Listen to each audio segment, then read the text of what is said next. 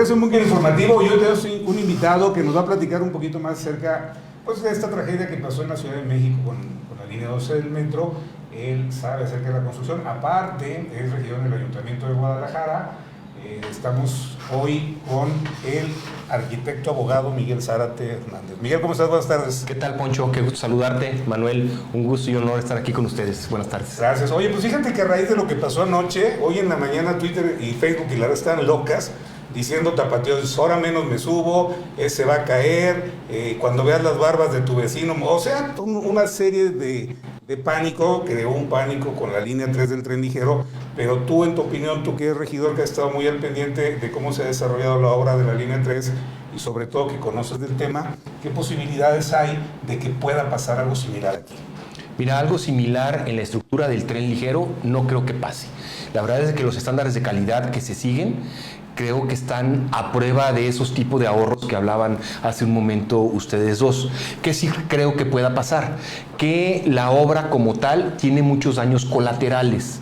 En el caso de la línea 3, todo el túnel que pasó por Avenida Alcalde generó daños en estructuras viejas, estructuras antiguas a los costados de la línea 3. Tenemos la Casa de los Perros, tenemos el Santuario de Guadalupe, San José, el Hotel One, la Catedral Metropolitana de Guadalajara y el Templo de San Francisco. ¿Qué sí puede pasar?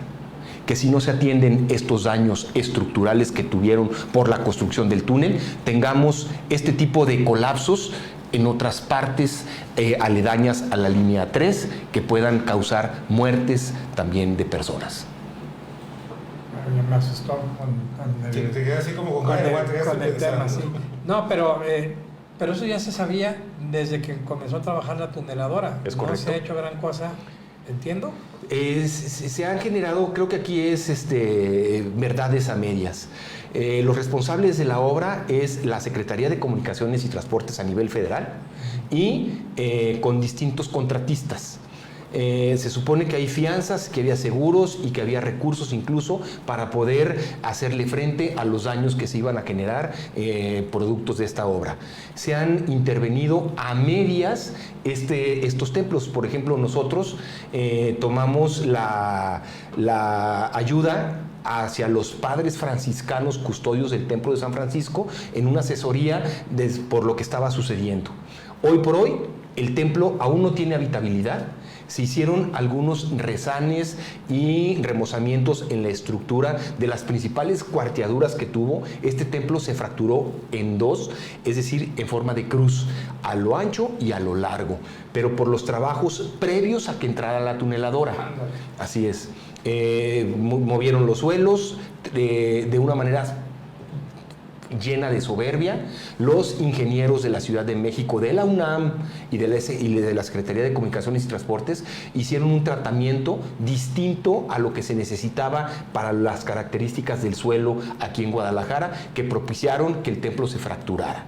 Hoy por hoy consideramos que no están los trabajos terminados, que el mismo Ayuntamiento de Guadalajara no ha dado la habitabilidad para que el templo vuelva a ser parte del culto, pueda abrir sus puertas al culto, y que sí creemos que hay riesgo de colapso en algunas estructuras. El Templo de San Francisco es simplemente un solo ejemplo. Hay otro tipo de estructuras que ya mencionaba, esas son de índole público, pero también hay estructuras privadas que también tienen daños y se supone que están documentadas por los mismos hacedores de la obra en un inicio. ¿Y esto cómo se va a corregir? ¿Quién nos va a corregir? ¿Cuándo va a quedar fuera de riesgo todo esto que nos comentas? Que es gravísimo. Ni siquiera las obras del Paseo Alcalde ni la línea 3 están recibidas completamente por el Estado y por los municipios correspondientes. Hoy decían que hubo una reunión en Casa Jalisco. No se han recibido estas obras porque no están concluidas o porque no existe la información adecuada para poder hacer las revisiones de qué es lo que están recibiendo. En el caso del Ayuntamiento de Guadalajara, las obras de Paseo Alcalde no están recibidas porque todavía todavía hay daños, por ejemplo, en el Museo del Periodismo. El socavón recurrente que se sella enfrente al Museo del Periodismo, ¿no? Así es. Ese socavón parece que se solucionó a través de la inyección de unos fluidos o concretos que pudieron sellar la cúpula de la tuneladora. Sin embargo, como ese, puede haber otro tipo de fallas o de vicios ocultos que pueden generar este tipo de riesgos.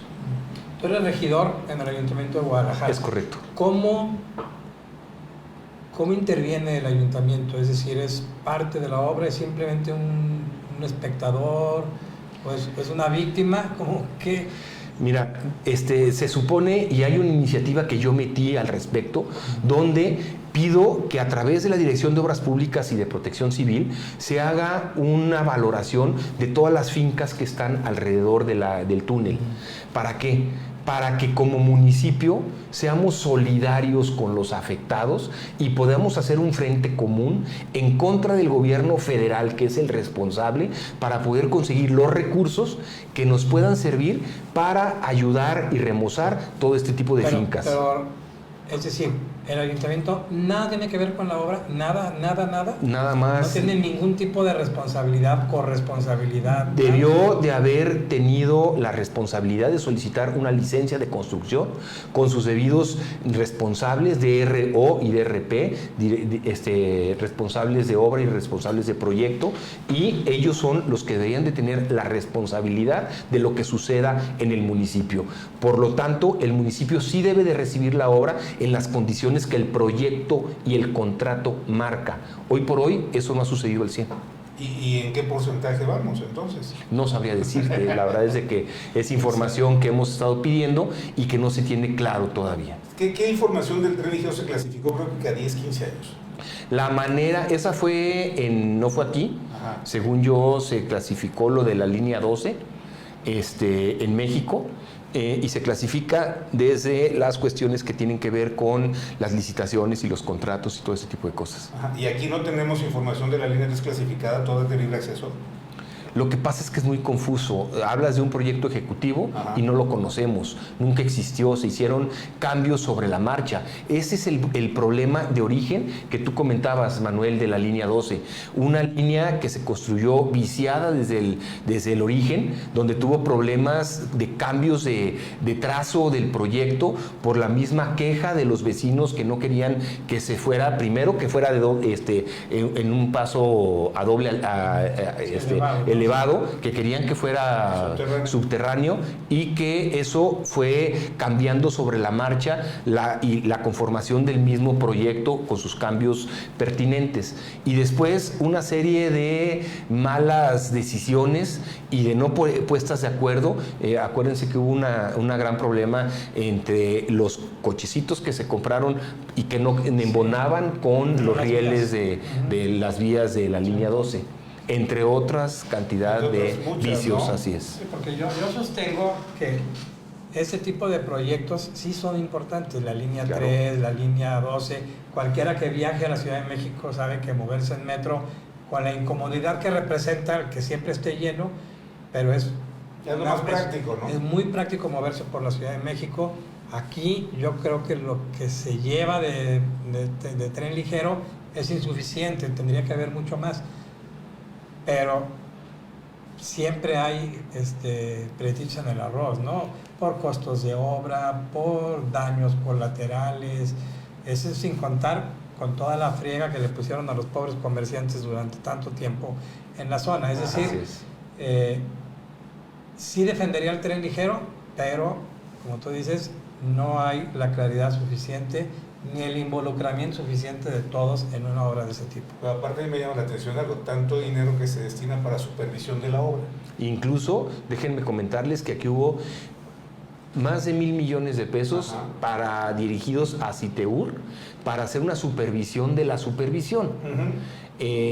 Aquí se prometió desde el principio que iba a haber recursos para los proyectos, para los entornos urbanos y por supuesto para todos los daños colaterales, cosa que no se ha cumplido. Y es el gobierno federal. ¿Pero el gobierno del estado está a cargo de la supervisión de la obra? No. No. Citeur es el responsable de recibir y de operar la línea cuando está terminada. Y estuvo involucrado desde el principio. Y por eso hubo recursos destinados para esa supervisión. Sin embargo, es responsabilidad del gobierno federal a través de la Secretaría de Comunicaciones y Transportes. De Peña Nieto. Es Peña Nieto, tal cual. Totalmente. Es el gobierno federal. Sí, Hoy el gobierno federal actual tiene que tomar la responsabilidad que sus antecesores se echaron a cuestas y se tienen que destinar los recursos para poder hacer frente a los miles de damnificados que hoy por hoy tiene la línea 3. ¿Y como de cuánto más o menos estaríamos hablando, Miguel? No tengo ni idea, porque para eso es precisamente los estudios previos para poder saber qué fincas están dañadas y qué tanto daño estructural tienen para poder hacer una valoración de las reparaciones pertinentes. Lo voy a hacer llegar a Miguel, porque ayer en mis ratos de desesperación y ocio de madrugada me encontré unos documentos de la línea 12 del tren ligero, son públicos. No tengo la liga ahorita, pero es un análisis de riesgos. Entonces ahí dice, riesgo de este tipo, riesgo de tal, son 15 tipos de riesgos, los califican, viene incluso cuánto costaría que ocurriera cada cosa y probabilidades y los seguros que van a contratar para poder hacer frente a esos riesgos que iban desde que no se termine la obra hasta que haya un accidente de algún tipo. Es decir, sí se calculan todas esas cosas. Claro. Pero luego no son tan públicas.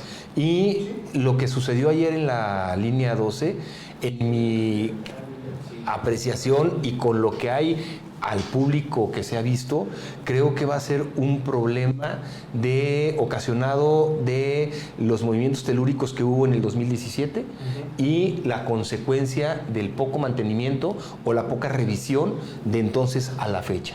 Yo creo que veo muy difícil la mala calidad de materiales que se hayan utilizado en un principio. A través de estos movimientos telúricos pudo haber un resentimiento en la estructura de la ballena, que es la trave grandota que vimos que se desplomó, o que la misma columna que se reforzó, y ya dijeron las autoridades por parte de la empresa constructora, haya tenido un asentamiento que haya provocado ese tipo de Bueno, pero las fotos cuestiones. que subieron de antes se ve una curva. Se ve panda. O sea, sí hay, se ve panda, es correcto. Hubo ahí un deslizamiento. Bueno, además en una ciudad que se hunde todo el tiempo. Que se hunde todo el tiempo. Es correcto. Entonces, lo más probable es que con estas evidencias sea lo que comenta Miguel, el asentamiento y la falta de mantenimiento o el cambio de la ballena, ¿no? Habrá que ver, pero eso se pudo haber previsto. Muy bien. Pues bueno, Miguel, se nos queda el tintero platicar contigo cómo cierra así rápidamente. Estos cambios han afectado que hemos tenido el presidente municipal y todo el funcionamiento del Ayuntamiento de Guadalajara. Sí, pero creo que para bien. El presidente actual, Eduardo Fabián Martínez, creo que viene a tomar el control total del ayuntamiento para poder trabajar y poder hacer un cierre adecuado en los próximos meses.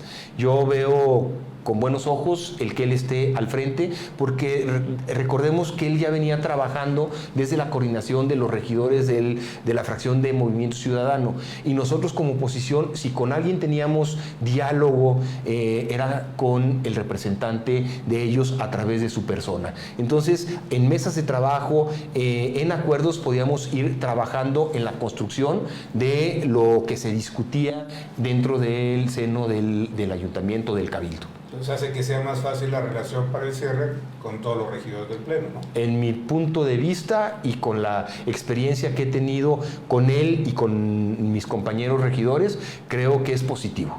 Muy bien, pues bueno, ahí lo tiene, fue Miguel Zárate Hernández, regidor del Ayuntamiento de Guadalajara, que nos explica que no hay tanto riesgo con la línea 3.